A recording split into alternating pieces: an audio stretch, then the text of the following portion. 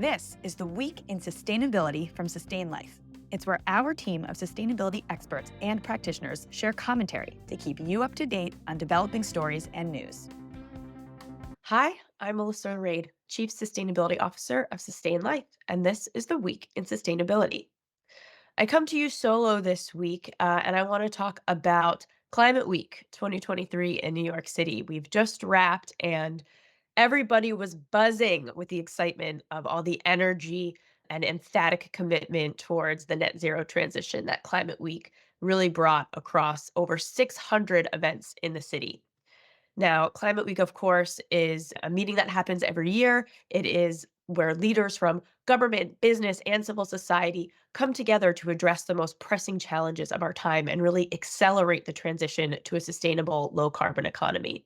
And I want to talk about a couple of the themes that we picked up across the week's events and really anchor on some of the most important messaging that we see coming out of those critical discussions.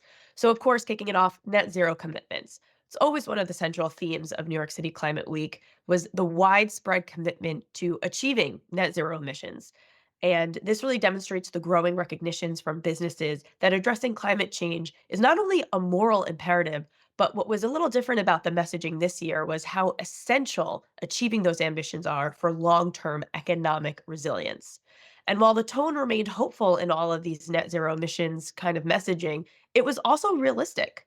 We only have 6 years left to reduce global emissions 50% for those interim 2030 goals.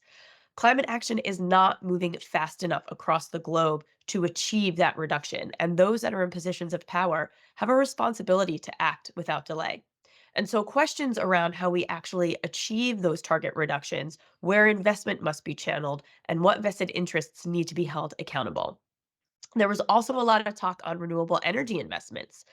Renewable energy often takes center stage at these conversations, but they unveiled across the week significant investments in clean energy projects, including massive solar and wind farms, T&D projects that increase the capacity of the grid to actually move that renewable energy from points of generation to points of consumption, which is, of course, grid constraint, one of the most important challenges to address in the net zero energy transition, as well as advanced energy storage technologies. Also, a large theme this year was all about sustainable supply chains and driving decarbonization in those scope 3 emissions through your suppliers. This was a really critical focus of so many of the conversations that I heard personally from large businesses with leading programs. They've almost figured out scope 1 and 2 a little bit or have meaningful projects and plans in place. And it's all about engaging with your suppliers, empowering them to take action and drive down scope 3, which of course we know is 90% of any corporation's emissions. There was also a lot of focus on green bonds and climate finance, with financial institutions and businesses showcasing their commitment to climate finance. Green bonds, which are designed to fund environmentally beneficial projects, gained significant attention this year. And this trend kind of indicates a shift towards sustainable investments and the flow of capital into projects that combat climate change and support sustainable initiatives.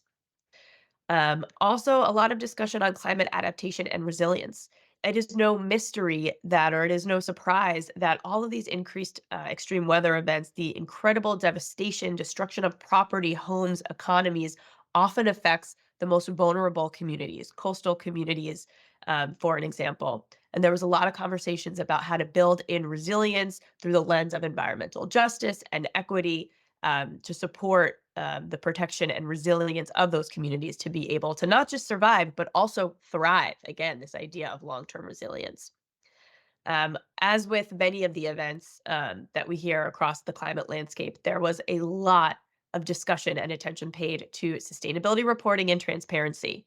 These were highlighted as really, really essential for accountability for the companies and organizations that, of course, are always talking about climate programs.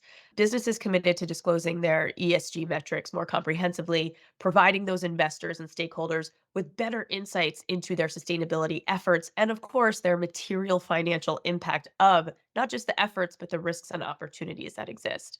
Now, Sustain.Life was proud to be a partner of the UN Global Compact USA network and message in their full day summit that gathered again public private partnership leaders in this space really rang clear and was all about the power of data to enable ease of sustainability reporting across this increasingly harmonized world of sustainability reporting in the global landscape.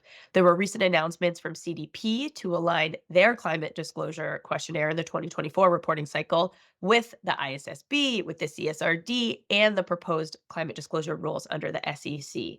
And again, the power of data and technology and digital reporting to ease that burden on the companies that do have a fair amount on their plate across these various voluntary and increasingly mandated climate disclosure rules.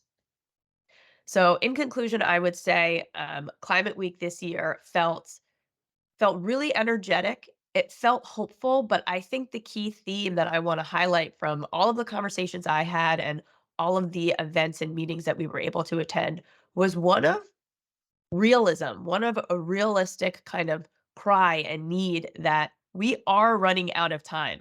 And the progress is amazing. It's important. There's been incredible technological developments, economic developments, reporting transparency, accountability developments. But are they going to be enough to enable us to achieve our 2050 net zero goals and maintain our critical warming threshold?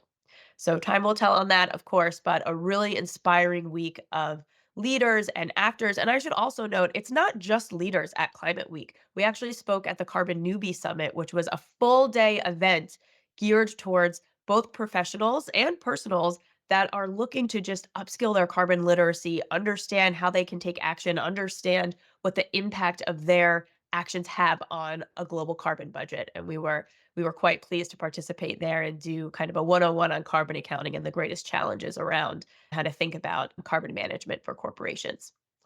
So that's it for this week. I want to thank everyone for joining us, and we will see you next week for another week in sustainability. Sustain.Life is the leading and most comprehensive sustainability software on the market.